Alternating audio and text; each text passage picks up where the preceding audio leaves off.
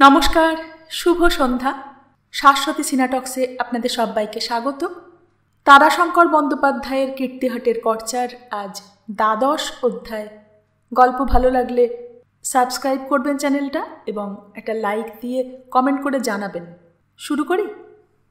এই টাকা সেই টাকা, কথাটা শিবেশ্বর তাকে পত্রে লিখেছিল, কিন্তু তিনি সেসব পত্র খোলেননি।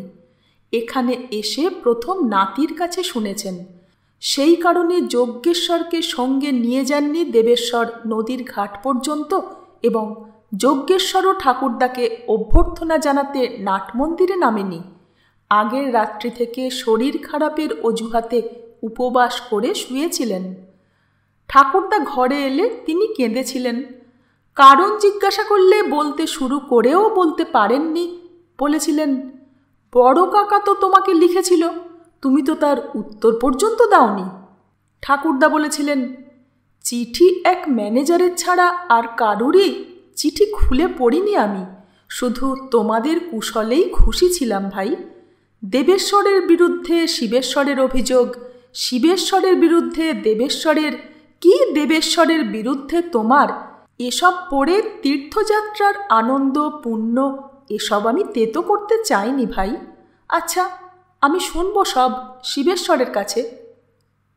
শিবেশ্বর মুখে কিছু বলেননি। তার লেখা না খোলা চিঠির ভেতর সেই চিঠিখানা বের করে হাতে দিয়ে বলেছিলেন, পড়ে দেখুন। পড়ে দেখে খাতার খরচটায় একটা চিহ্ন দিয়ে রাখছিলেন রত্নেশ্বর রায়। কিন্তু শিবেশ্বর বলেছিলেন, টাকাটা দাদা কলকাতা থেকে এসেই শোধ করে দিয়েছেন, জমা আছে পরে। তবে আরও টাকা তিনি নিয়েছেন এবং মামলা সেরেস্তার ডিক্রি দরুন প্রাপ্য টাকা উনি ছেড়ে দিয়েছেন, তা সব দেখতে পাবেন খাতায়। এবং এছাড়া ৮,০০০ টাকা দিয়ে একখানা বাংলা খবরের কাগজ বের হচ্ছে, তার শেয়ার কিনেছেন। এটাও আপনাকে বিবেচনা করে দেখতে বলি। খবরের কাগজ থেকে লাভ কখনো হয় না। যারা ও থেকে লাভ করতে পারে তাদের জাত আলাদা। আবার যেসব বড় বড় জমিদার কাগজ বের করে শখ করেন, লোকসান দেন, তারা হলেন বড় বড় জমিদার, জোড়াসাঁকোর ঠাকুর বাড়ির মতো বড় তারা। রত্নেশ্বর বলেছিলেন, মেম সাহেবের কথাটা তিনি জানেন, শুনেছেন। এই তথ্যটুকু জানিয়ে রত্নেশ্বর রায় বললেন, ও আমি জানি, শুনেছি, ও কথা থাক, ও আলোচনা থাক। কিন্তু তুমি ৮,০০০ টাকা দিয়ে খবরের কাগজের শেয়ার কিনেছ কেন? আপনার আপত্তি হবে এটা ঠিক বুঝতে পারিনি আমি। আমাদের দেশে ইংরেজ রাজা হয়ে বসে আছে, থাকলো, কিন্তু চিরকালের জন্যে নয়, হতেও পারে না। তাছাড়া প্রজারও বলবার কথা থাকতে পারে, থাকতে পারে নয়, থাকেও। আমার এক বন্ধুর কাগজ কাগজ ভালোই চলে, হঠাৎ একটা মামলায় পড়েছিল বলেই শেয়ার বিক্রি করলে সেটা কিনেছি আমি। কিন্তু পার্মানেন্ট সেটেলমেন্টের সময় আমরা জমিদারেরা বন্দোবস্তের শর্ত অনুযায়ী স্বীকার করেছি। আমি জানি সেসব, তারপর অনেক কাল চলে গেছে। জমিদারদের অধীনে রায়তদের সঙ্গে সাবেক টেনেন্সি অ্যাক্টের কত বদল হলো, জমিদারদের ক্ষমতা কত খর্ব হয়ে গেল। পার্মানেন্ট সেটেলমেন্টের পর পত্তনি আইন হলো, সুতরাং কোনো শর্তই চিরস্থায়ী নয়। তাছাড়া আমার জন্যেই তার পুরনো সাপ্তাহিক কাগজখানা উঠে গেল। তার মানে আমি কয়েকটা লেখা লিখেছিলাম, যার জন্যে তার কাগজ গভর্নমেন্টের বিষ দৃষ্টিতে পড়েছিল। আমি এখানকার রাজকর্মচারীদের, বিশেষ করে ব্যবসাদার ইংরেজদের কঠিন সমালোচনা করেছিলাম। বলতে গেলে বেঙ্গল চেম্বার অব কমার্সের হুকুমেই দেশ চলে। ইংলিশম্যান স্টেটসম্যান মারফতে হুকুম তৈরি করে, বিলেত থেকে তাই পাশ হয়ে আসে। আমাদের কাগজের মধ্যে বেঙ্গলি আর অমৃতবাজার। বেঙ্গলির সুরেনবাবুর সঙ্গে আমার খুব বনে না। অমৃতবাজারের মতিলালবাবু, শিশিরবাবু আমাকে ভালোবাসেন, আমিও শ্রদ্ধা করি ওদের। কিন্তু নিজের কাগজ না হলে অন্তত নিজের ইচ্ছা মতো লেখা যায় না। আমার কয়লার ব্যবসা আজ ১ বছর ধরে একরকম অচল হয়ে রয়েছে। তা থাকলে এস্টেট থেকে টাকা আমি নিতাম না। বেশ, আপনার অমত যখন, তখন ও টাকাও আমি ফিরিয়ে দেব এস্টেটকে। রত্নেশ্বর রায় বলেছিলেন, সেইটাই আমি ভালো মনে করি, কারণ শিবেশ্বরের এতে আপত্তি আছে। এ কথার উত্তর দেননি দেবেশ্বর। কিছুক্ষণ চুপ করে বসে থেকে নত দৃষ্টিতে মাটির দিকে তাকিয়ে থাকতে থাকতে বলেছিলেন, তাহলে আমি কালই কলকাতা চলে যাব। চমকে উঠে রত্নেশ্বর বলেছিলেন, কালই? হ্যাঁ, বিলম্বে তো অকারণ সময় নষ্ট। আমার বিজনেসটা শুধু নামে দাঁড়িয়ে আছে, চালু করা প্রয়োজন। হয়তো কোনো ল্যান্ড বিক্রি করে দেব, দিয়ে কাগজ বের করব, প্রিন্টিং প্রেস করব। কয়লার জমি বিক্রি করবার আগে আমাকে জানিও। আপনি কিনবেন? কিনব। বেশ, জানাবো আমি, বলে উঠে চলে গিয়েছিলেন দেবেশ্বর। সন্ধ্যায় রায়বাহাদুরের চাকর এসে তাকে জানিয়েছিল, কর্তা একবার হুজুরকে স্মরণ করেছেন। দেবেশ্বর হুইস্কির গ্লাস নিয়ে বসেছিলেন।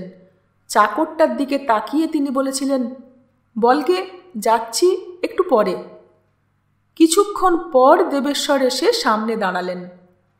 রত্নেশ্বর বললেন, বসো তো, একটা কথা তোমাকে বলা প্রয়োজন। যজ্ঞেশ্বর আমার কাছে এসেছিল। সে আমায় বলে গেছে তোমায় জানাতে যে সে তোমার সঙ্গে যেতে অনিচ্ছুক। অনিচ্ছুক? একটু চুপ করে থেকে বললেন, সে কথা আমাকে বললেই সে পারত। পারত, কিন্তু তা করেনি। আমার মনে হয় তাতে সে অন্যায় করেনি। আমি পর নই। না, আমি তা বলছি না, তবে তার কোনো আশঙ্কার হেতু তো ছিল না, কারণ সে যখন বারবারাকে চাবুক মেরেছিল তখন আমি তাকে কিছু বলিনি। তা বলনি, তবু তার আশঙ্কা স্বাভাবিক। হয়তো তুমি এরপর তার উপর তুষ্ট থাকবে না। বেশ, সে এখানেই থাকতে পারে। আমি উমা আর যোগেশ্বরকে নিয়ে কলকাতায় যাব। ওরাও এখানে থাকলে ভালো হয় না? ওরাও কি কিছু বলেছে? হ্যাঁ, বৌমারও ইচ্ছে নয় যে উনি এখান থেকে যান।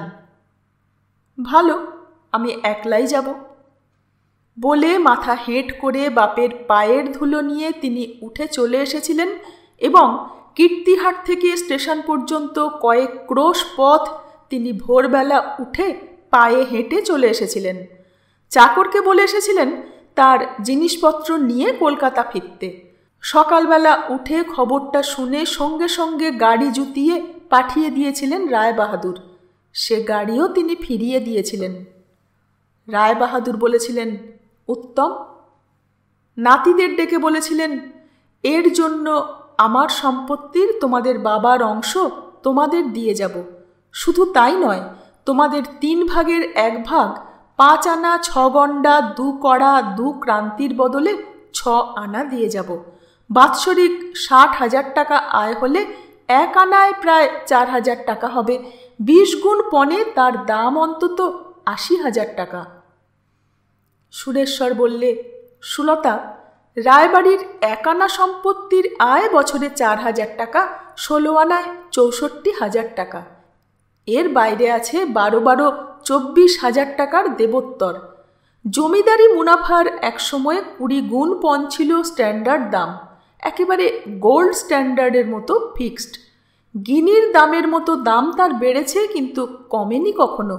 তবে সত্যপত্তনী বা দরপত্তনী হলে তার দাম কম হতো নিশ্চয়। রায়দের সম্পত্তির যে অংশটা ব্যক্তিগত তা সবটাই পত্তনী বা দরপত্তনী।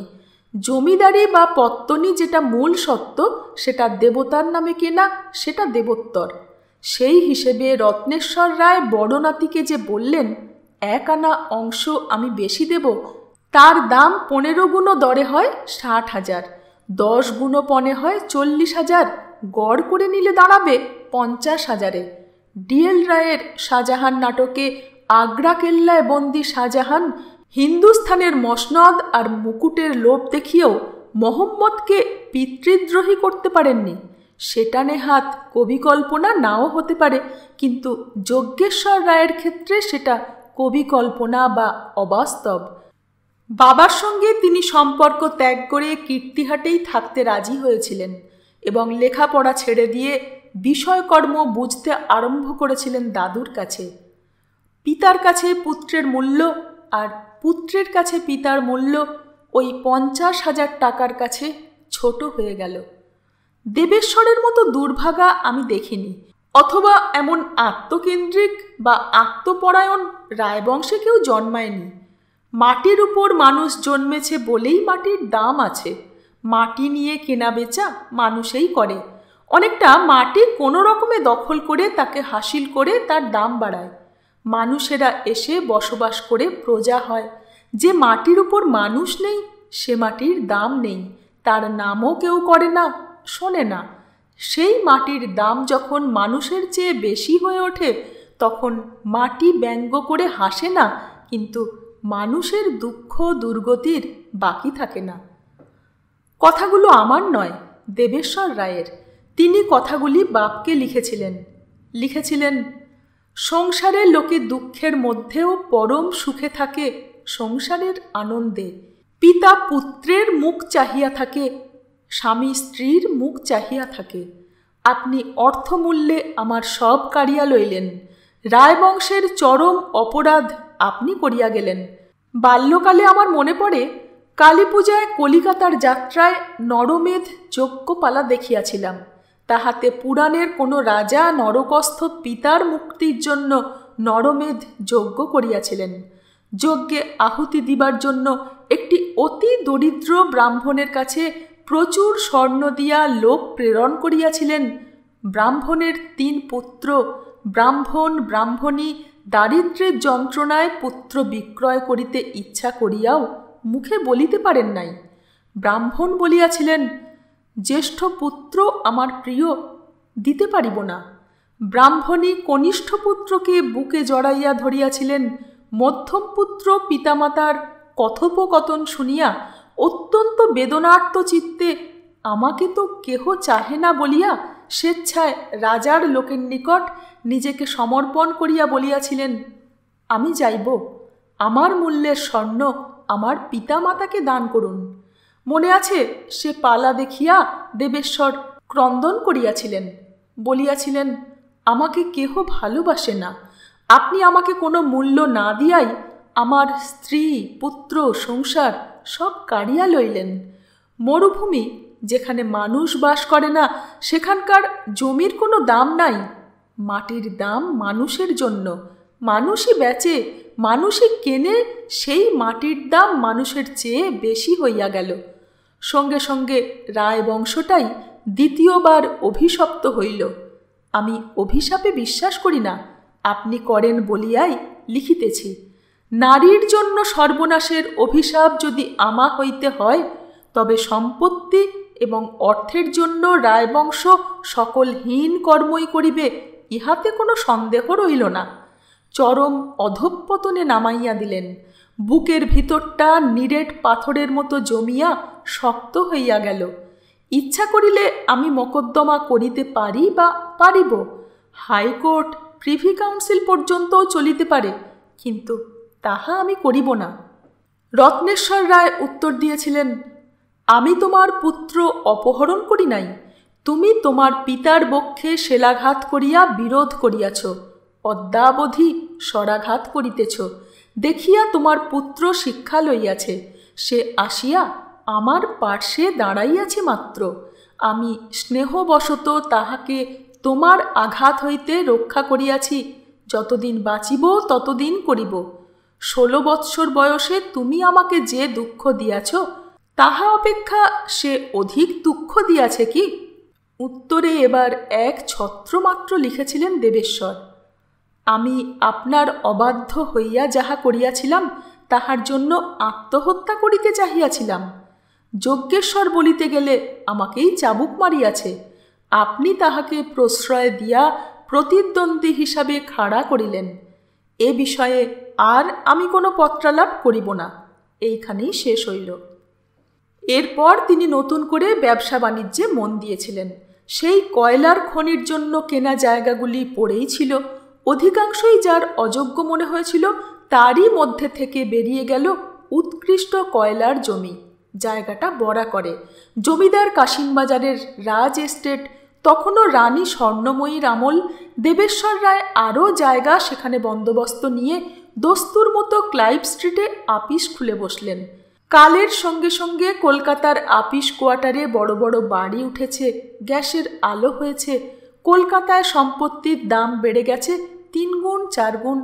দেবেশ্বর কলিয়ারি ডেভেলপমেন্টের জন্য যানবাজারের বসতবাড়ি বন্ধক দিলেন, সঙ্গে সঙ্গে অংশীদার জোগাড় করলেন। ওই বরাকর অঞ্চলের কয়লার খনির কাজে 2 পুরুষ ধরে তারা কাজ করে আসছেন। পরনে 9 হাতি ধুতি, গায়ে পিরান। কয়লার কুঠিতে প্রথম কাজ শুরু করেছিলেন গরুর গাড়ির ঠিকাদার হিসাবে। খনির মুখ থেকে কয়লা রেল সাইডিংয়ে ঢালাই করবার জন্য গাড়ির যোগান দিতেন।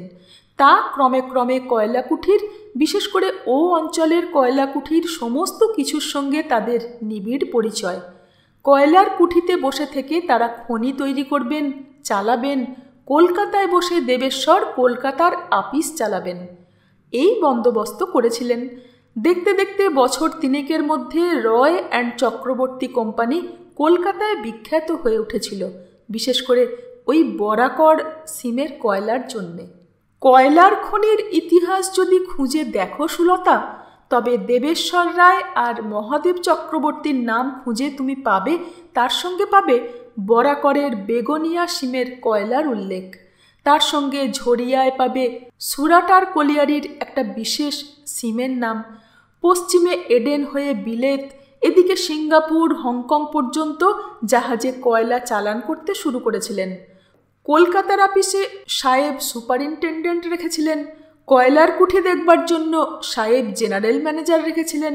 কলকাতার বড় বড় ইংরেজ কোম্পানির আপিসে বড় সাহেবদের সঙ্গে বন্ধুর মতো অন্তরঙ্গতা ছিল। হ্যালো চার্লি বলে হাত বাড়িয়ে দিতেন। তারাও হেসে সবিস্ময়ে বলতো, Roy, what's the news? I think very encouraging something.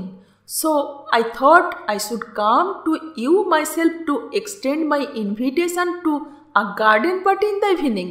You must come. Garden party? Not girls will be there. Certainly, girls will be there, but not native Notch girls this time. Anglo girls to keep company. এইভাবেই সেকালের সমুদ্রে বাণিজ্য তরী চলত সুলতা। শুধু সেকালেই আর এদেশেই বা বলি কেন, সব কালেই সব দেশেই বোধহয় বাণিজ্য তরী এইভাবেই চলে। সে শ্রীমন্ত সওদাগরের বাপ ধনপতির আমল থেকে দেবেশ্বরের আমল পর্যন্ত। দেবেশ্বর রায় বলতেন, শুধু বাণিজ্য তরী নয়, জীবন তরীই চলে এইভাবে। প্রকৃতির হাতছানিতে পুরুষ যেভাবে এসে জোটে, সেইভাবে জীবনের সব চলে। নারী, ভূমি, অর্থ চিরকাল টেনে আনছে, চিরকাল। তার মধ্যে নারী প্রথম। রামায়ণে সীতা, মহাভারতে দ্রৌপদী, ট্রয়ে হেলেন, চিতোরে পদ্মিনী, দুনিয়ার যত আনটোল্ড আনরিটেন ইতিহাস এবং ইতিকথা খুঁজে দেখো, প্রতি মানুষের জীবনেই এই woman is there in the depth. তারই জন্য you want a home. That home is sweet, the sweetest place in the world only for her. You want a kingdom for her. You want to make her a queen. She is a witch. সে তোমাকে মুগ্ধ করে, তোমাকে দিয়ে করিয়ে নেয়। আমাদের শাস্ত্রে বলে, প্রকৃতি পুরুষের বুকে চড়ে নাচে। ওয়ান্ডারফুল, দ্যাটস ওয়াই ম্যান ফট উইথ ওম্যান। পুরুষ উইথ প্রকৃতি। এই যুদ্ধের মধ্য দিয়েই পুরুষ সাধনা করে পলিগেমাস নেচারকে ডেভেলপ করেছে। তার পলিগেমাস নেচার তাকে মৃত্যু থেকে রক্ষা করেছে। মাকড়সার জীবন দেখো। Have you seen a spider's life, Charlie? Try to see, very interesting. The female spider eats the male spider as soon as their enjoyment is complete. But man has taken revenge. He is the master now. তার সঙ্গে সে প্রভুত্ব পেয়েছে মাটির উপর, মেটেরিয়ালসের উপর। Charlie সাহেব মস্ত বড় সাহেব কোম্পানির কলকাতা অফিসের জেনারেল ম্যানেজার। ব্যবসা বুদ্ধিতে, কয়লা খনির ভালো মন্দতে খুব বুদ্ধিমান লোক। কিন্তু এসব তার মাথায় ঢুকত না। অবাক হয়ে শুনত, হেসে উড়িয়ে দিতেও পারত না, কারণ গার্ডেন পার্টিতে মধ্যে মধ্যে মিস্টার রায় শেক্সপিয়ার আবৃত্তি করতেন, গান করতেন প্রতি পার্টিতে। বাংলা, হিন্দি, এমনকি খাঁটি ইংরেজি সুরে ইংরেজি গানও গাইতেন তিনি, শোনাতেন মধ্যে মধ্যে। চার্লি মুগ্ধ হয়ে বলতো, চার্মিং ম্যান, ওয়ান্ডারফুল। সে আমলের পলিটিক্স তাও করেছেন। ইংরেজি কাগজে চিঠি লিখতেন ছদ্মনামে। অমৃতবাজারের শিশির কুমার ঘোষ, মতিলাল ঘোষের প্রিয় পাত্র ছিলেন তিনি। কিছুদিন পর বাপ চেষ্টা করেছিলেন ছেলেকে সান্ত্বনা দিয়ে ঘোরাতে, কিন্তু ঘোরেননি তিনি। রত্নেশ্বর রায় পুত্রবধূকে নিয়ে এসেছিলেন নিজে, আবার ফিরিয়ে নিয়ে গিয়েছিলেন। দেবেশ্বর আপিসে খবর পেয়েছিলেন বাবা এসেছেন বড় পুত্রবধূকে নিয়ে। তিনি আপিস থেকেই উধাও হয়েছিলেন। দিন চারেক পর পুত্রবধূ বলেছিলেন, বাবা আপনি ফিরে যান। তুমি? আমি থাকব। একটু থেমে থেকে বলেছিলেন, যোগেশ্বরকেও নিয়ে যান, আপনার কাছে থাকলে আমি নিশ্চিন্ত থাকব। না মা, তোমায় আমি ফিরিয়েই নিয়ে যাব। আমার হতভাগ্য ছেলে তোমার মর্যাদা বুঝলে না, কিন্তু একদিন এর জন্য ওকে অনুতাপ করতে হবে। পুত্রবধূকে নিয়ে তিনি ফিরে গিয়েছিলেন। খবর পেয়ে দেবেশ্বর রায় বাগানবাড়ির আসর ভেঙেছিলেন। দিন তিনেক পর সকালবেলা এসেছিলেন শিবেশ্বর। সকালবেলা ভিন্ন, দেবেশ্বরের দেখা পাওয়ার সম্ভাবনা অনিশ্চিত। আপিসে দেখা হতে পারে, কিন্তু সেখানে এসব বলা যায় না। তাছাড়া ওখানে দেবেশ্বর রায়ের তৃতীয় মেজাজ বের হয়, খাঁটি এক সাহেবী মেজাজ। মোম দিয়ে মাজা ও পাকানো গোঁফে অকারণে বাঁ হাতের আঙুল অতি সন্তর্পণে বুলিয়ে কপাল কুঁচকে অন্যমনস্কভাবে কথা বলতেন। ছোট ছোট 2-4টে শব্দে গড়া বাক্য, তার বেশি নয়, এবং হঠাৎ টেবিলে রাখা ব্লটিং প্যাডের কাগজ রেখে কিছু লিখতে শুরু করে দিয়ে বলতেন, excuse me please, come some other time, কিংবা I have nothing more say. তাই সকালেই গেছিলেন শিবেশ্বর। শিবেশ্বর অনুযোগ করে বলেছিলেন, তুমি এত বড় হৃদয়হীন তা জানতাম না। তুমি বৌদির সঙ্গে দেখা করলে না, বাবার সঙ্গে যা করলে, ছিপ। চুপ করে থেকেছিলেন দেবেশ্বর, অর্থাৎ অনুযোগ মেনে নিয়েছিলেন। সেটা দেবেশ্বরের পক্ষে অস্বাভাবিক। একটু পর বলেছিলেন, হ্যাঁ আমি অপরাধী, কিন্তু কি করব? দ্যাট টাইরান্ট আমাদের বাবার জীবনের যত চেপে রাখা ক্ষুব্ধ প্রকৃতিগুলো উনি আমাকে দিয়ে পৃথিবীতে এনেছেন। He is responsible. শিবেশ্বর, উনি বলেন রায়বংশের উপর অভিশাপ আছে, সেটা আমি মানি নে, কিন্তু এটা মানি যে ওর সাপ্রেসড হাঙ্গার, কৃচ্ছ সাধনে চাপা প্রবৃত্তি খোঁচা খাওয়া সাপের মতো আমার বুকে বিষ ঠেলেছে। আমার অপরাধ জানি তোমার বৌদির কাছে, কিন্তু তার চেয়েও বড় অপরাধ বাবার। আমি ভালোবেসেছিলাম ভায়োলেটকে। ভায়োলেট অঞ্জনা পিসির মেয়ে। তুমি জানো না, আমি জানি। আমাকে অঞ্জনা পিসি ডেকে বলে গিয়েছিল মরবার আগে, দেবু এই মেয়েটাকে তুই তোর সেবাদাসী করে রাখিস, সাহস থাকে তো বিয়ে করিস রে, ওকে বাঁচাস, নইলে মেয়েটার হাড়ির ললাট ডোমের দুর্গতি হবে। তাই হয়েছে। ওহ, তার একটা ছেলে হয়েছিল, সেটাকে পড়াতে চেয়েছি, পড়েনি। চাকরি করে দিয়েছি, সেখানে ক্রিমিনালের কাজ করেছে। ভায়লা এখন মাতাল, কুৎসিত। ওহ শিবেশ্বর, আমি তার জন্যে দায়ী, আমি ভুলতে পারি না, কিন্তু আসল দায়ী দ্যাট টাইরান্ট। কি ক্ষতি হতো বলতে পারো যদি মেয়েটা... শিবেশ্বর উঠে দাঁড়িয়েছিলেন, বলেছিলেন, এসব কথা কানে শোনাও পাপ দাদা, আমি শুনতে পারবো না। একটা খবর দিয়ে যাই, বৌদি তোমাকে খালাস দিয়েছেন, ভগবানকে আশ্রয় করেছেন।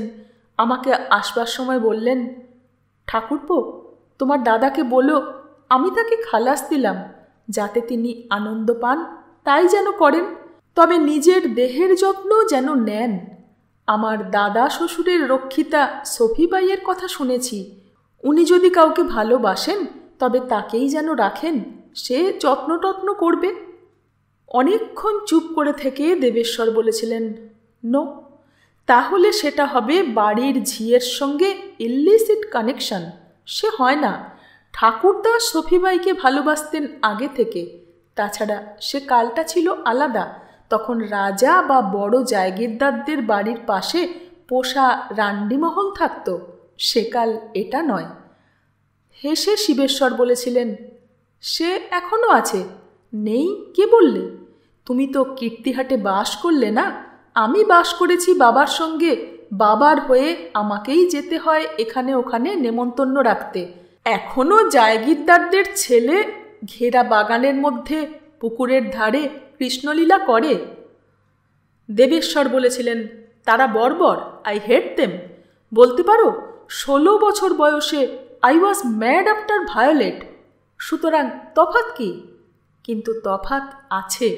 আই লাভড হার। অঞ্জনা পিসির কাছে কথা দিয়েছিলাম। অঞ্জনা পিসি বলছি তো, ওকে আমাকে দিয়ে গিয়েছিল।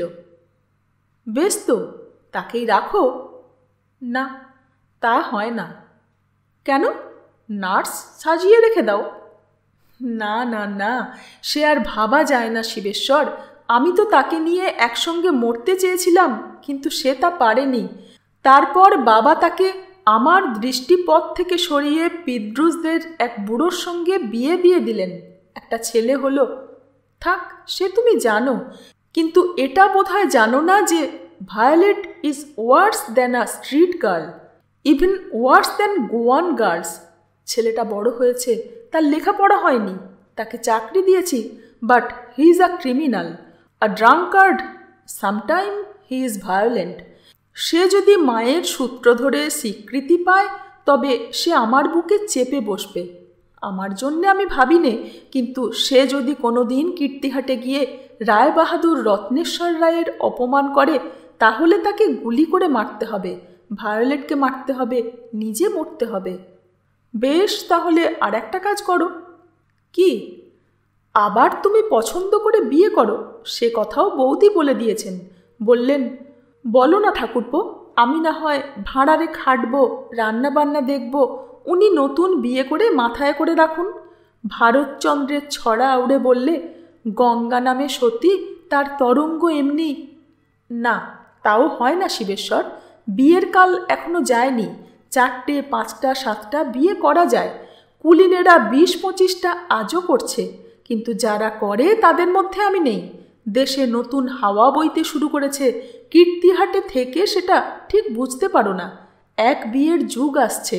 ব্রাহ্মধর্মের হাওয়া বাঁচিয়ে চলো। দেখনি তার চেয়েও জোরালো হাওয়া এনে দিয়ে গেল কামারপুকুরের এক প্রায় নিরক্ষর বামুনের ছেলে।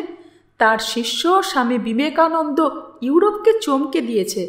আমি ওই রাজার ছেলের মতো কেষ্ট সেজে কীর্তিহাটে কাঁসাইয়ের পাড়ে বৃন্দাবন লীলাও করতে পারবো না। স্বামী বিবেকানন্দের আদর্শও আঁকড়ে ধরতে পারছি না। I am doomed Shibeswar. শ্যামাকান্তের উপর যে অভিশাপ, তাই হোক, আর না হয় রায়বাহাদুর রত্নেশ্বরের কৃচ্ছ সাধনের জ্বালায় জ্বলে পুড়ে মরা প্রবৃত্তি হোক, যার জন্যেই হোক।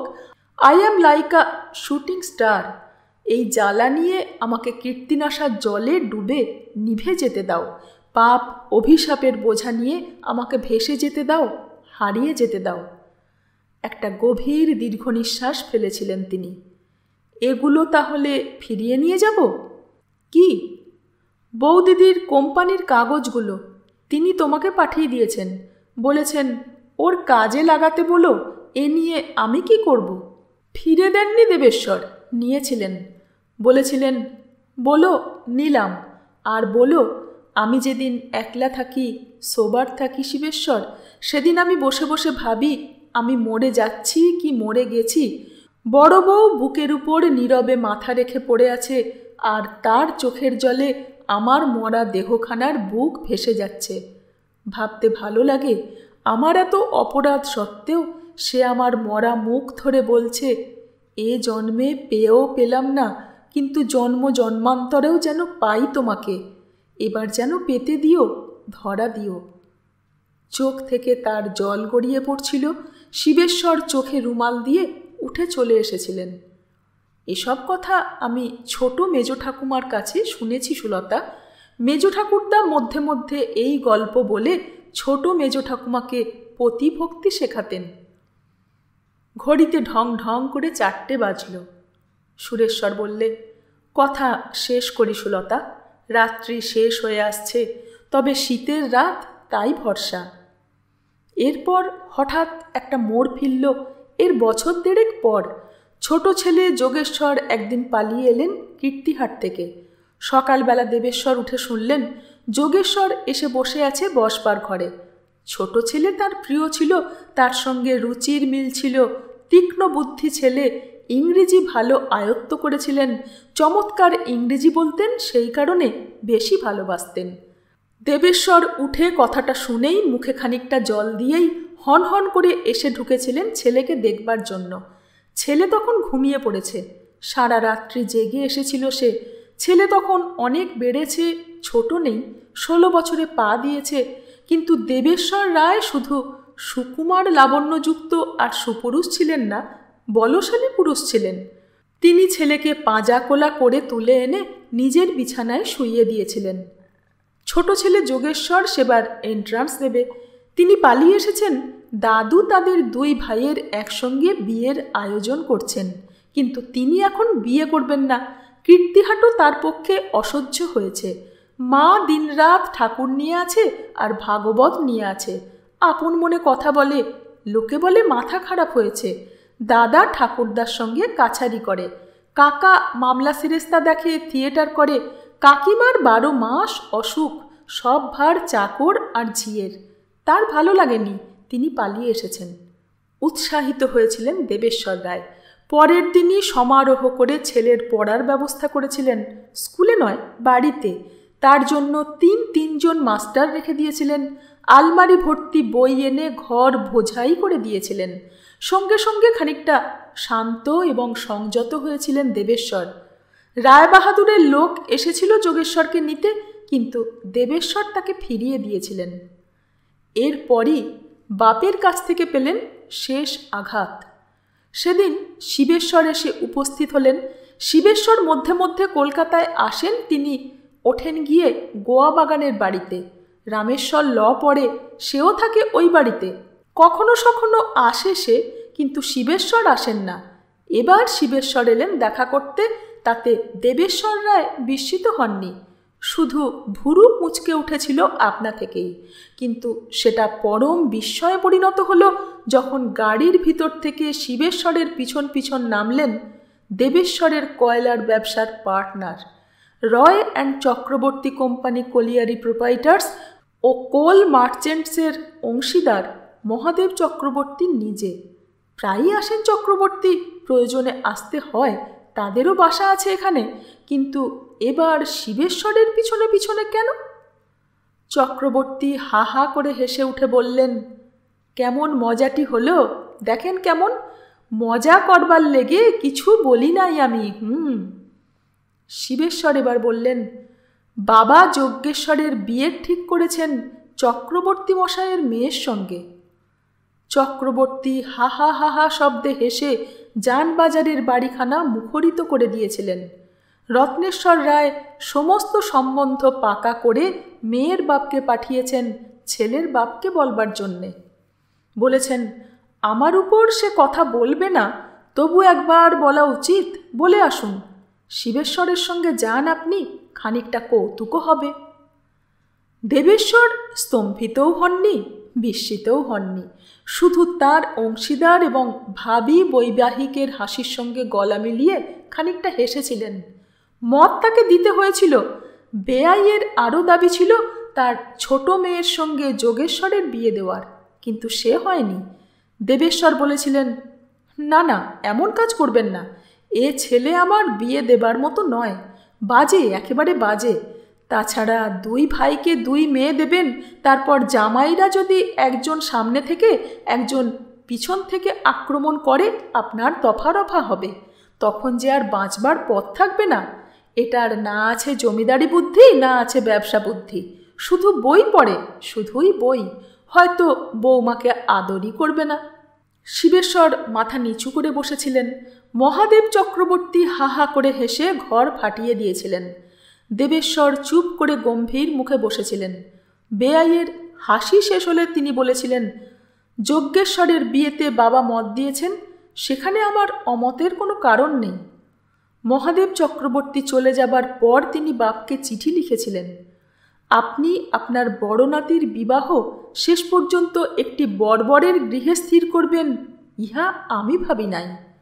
পিতা উত্তরে লিখেছিলেন, তোমার ব্যবসা আমি নিরাপদ করিয়া দিলাম, না হইলে এই চক্রবর্তী ব্রাহ্মণ তোমার সর্বস্ব উদরসাৎ করিত। মহাদেবের 2টি কন্যা, ছোটটির সঙ্গে যোগেশ্বরের বিবাহ দিলে ভালো করিতে। দেবেশ্বর লিখেছিলেন, ভারতবর্ষের ইতিহাসে গোলকুন্ডার কথায় পড়িয়াছি, শাহজাদা ঔরঙ্গজেব গোলকুন্ডার সুলতানদের রাজ্য গ্রাস করিবার জন্য গোলকুন্ডার সুলতানের এক কন্যার সহিত নিজ পুত্রের বিবাহ দিয়া পথ প্রশস্ত করিয়া রাখিয়াছিলেন। কিন্তু ভাগ্যচক্র এমনি যে কনিষ্ঠা কন্যার সঙ্গে বিবাহ হইয়াছিল আবুল হাসান নামক একজন মাতাল চরিত্রহীন মুসলমান যুবকের গোলকুন্ডার সিংহাসন সেই ব্যক্তিই পাইয়াছিল। অদৃষ্টে থাকিলে যজ্ঞেশ্বর একলাই চক্রবর্তীর সব কিছুর মালিক হইতে পারিবে।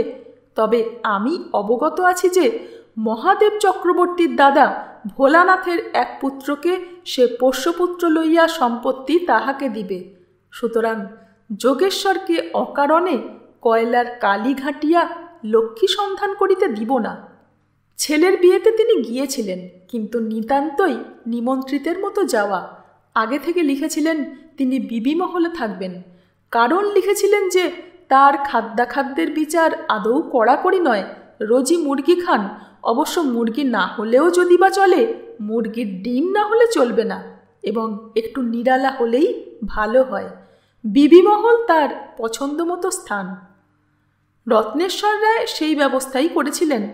এমনভাবে সে ব্যবস্থা করেছিলেন যে দেবেশ্বর রায় অভিভূত এবং স্তম্ভিত হয়ে গিয়েছিলেন।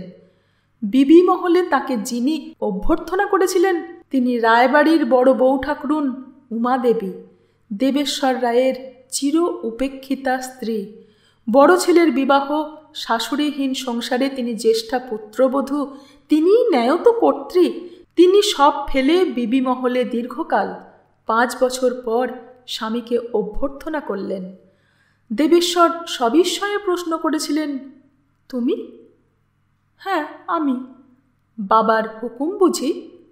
না, আমার ঠাকুরের হুকুম। তোমার ঠাকুর? হ্যাঁ, গোবিন্দজি।